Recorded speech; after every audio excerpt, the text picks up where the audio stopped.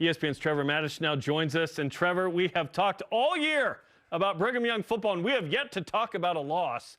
8-0. What do you think? That's incredible. I mean, it's just incredible, especially after the way last year finished with those consecutive losses. It felt terrible emotionally, and there were reasons for those losses, but those reasons have been resolved. And look how good this team can be. Look how good this team is. When everything comes together, they stay relatively healthy, and they've got the kind of leadership that they have.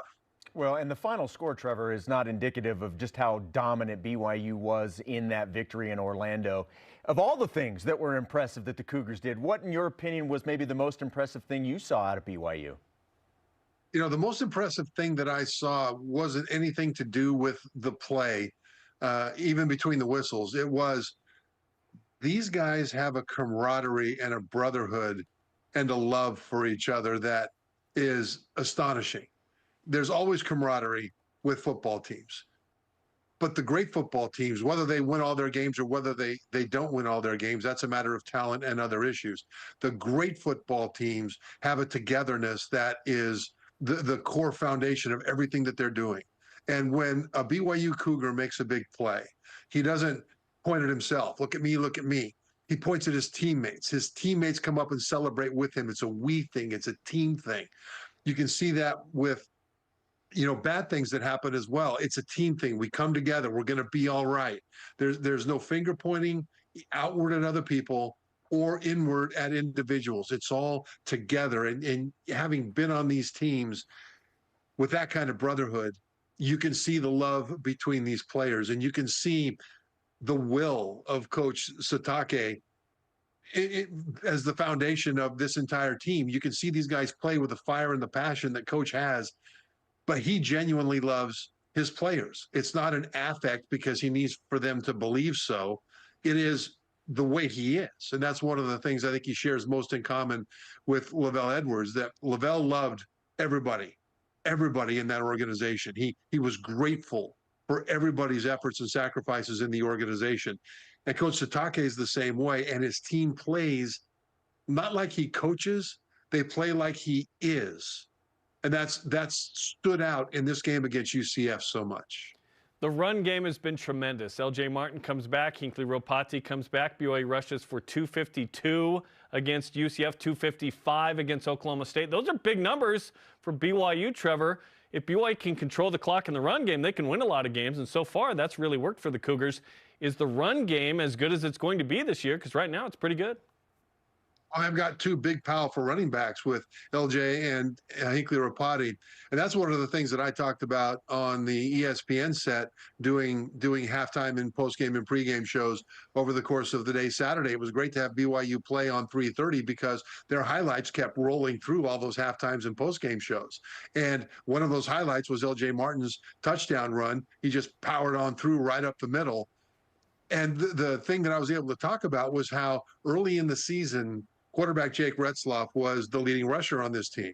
And when they played the highlight of Retzloff's 29-yard touchdown run to open the scoring against UCF, I was able to say, look, he's still a great runner, but now he no longer has to be the leading runner. And both Martin and Ropati had more rushing yards than the quarterback, which was awesome. Now, neither one of those two running backs is likely to bust an 80-yard run. But that's okay because they continue to get positive yards, keep them even with and ahead of the chains, force the defense to have a physical battle to slow that run game down. And then that opens up everything for Retzloff and the passing attack. And so having those two guys back and healthy behind that offensive line, and I've got to tell you, the offensive line right now is playing as well as any offensive line I've seen at BYU. They are playing at the highest of high levels. You put all that together, and you've got to pick your poison if you're a defense as to what you're going to try to do to stop these guys. Trevor, you mentioned Jake Retzloff, and man, what a season he is having, and the leaps that he has taken from the final 4 games of the season last year to what we're seeing now is beyond impressive.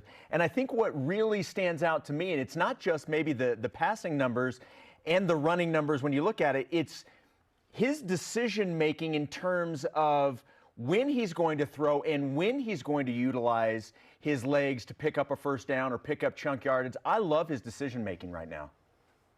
Jason, that's a great point, because part of the art of quarterbacking is knowing what not to do. In other words, you get a lot of sandlot football, can do everything, outstanding athlete, dual threat quarterbacks who want to make a big play every time. And when the defense gets the better of the offense on a given play, they still want to extend it. They still want to make something happen. And that's when the big mistakes happen.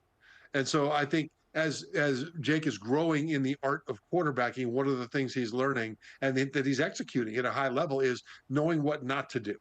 And that is avoid the big mistake. And that's huge. That means that those big plays are coming to him as they will come to him naturally, instead of him trying to force it all the time.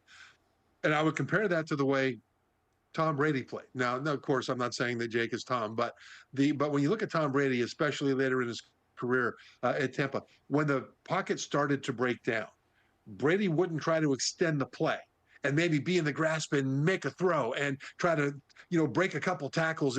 No, when the pocket broke down, Brady would have a seat.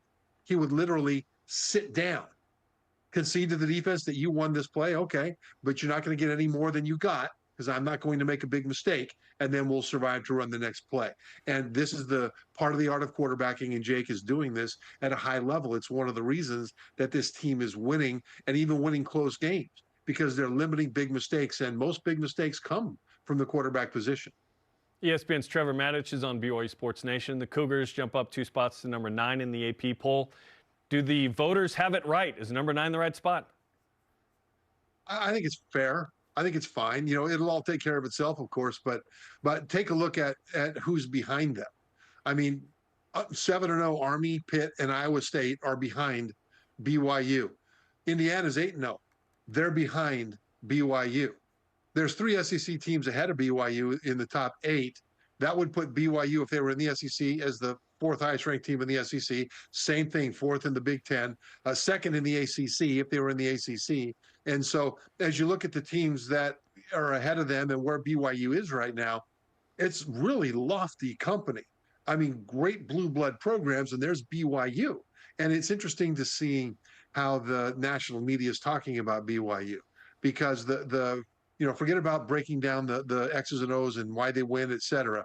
The respect with which they talk about BYU as a program, as players, as coaches is tremendous, because they respect how BYU approaches the game. They respect how BYU respects the game.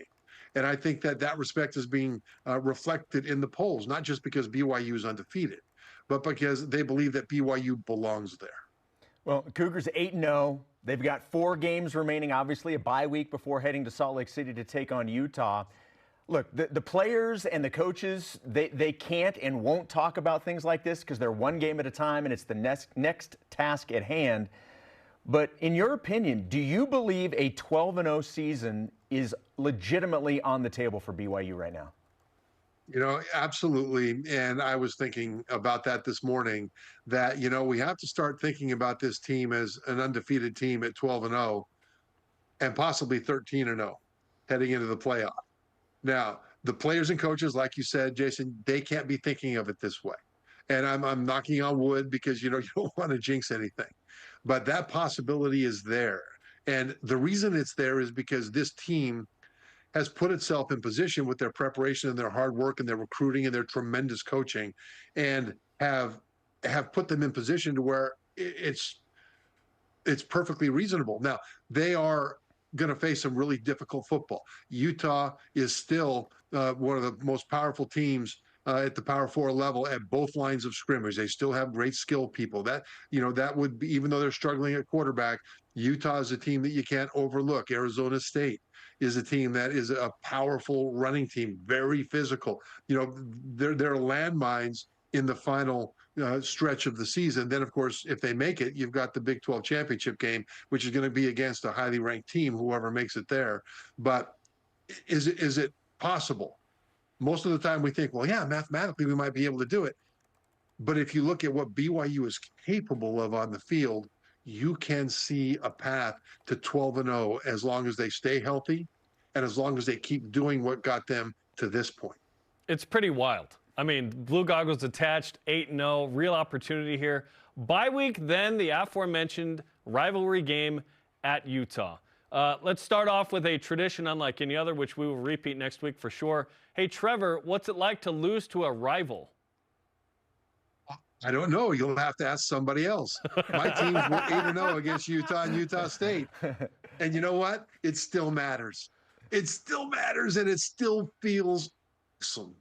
Okay, let's talk about BYU and Utah. Okay, Utah certainly in a place that they didn't expect to be. Neither is BYU, I guess, right? 8-0, 4-4. I think people thought the reverse would happen. Utah's lost 4 in a row. They lose on a walk-off field goal at Houston. They've lost games at home. The offense is in shambles. The defense still really good. BYU is probably going to be a favorite in Salt Lake City. If they're not, hey, that's great. They weren't at UCF. They used that as motivation. How are you feeling about the Cougars against the Utes in 2 weeks? Well, BYU's got a lot of pathways that they can win this game, but so does Utah. And that's what I think fans need to remember. That if you just look at the record and the struggles that Utah's had, a lot of that has to do with injury, especially at the quarterback position.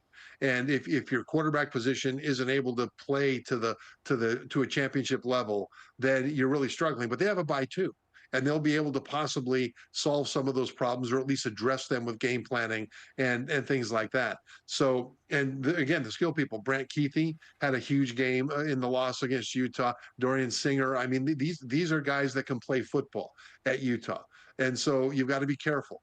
But BYU is, by all outward appearances, taking the right path towards this.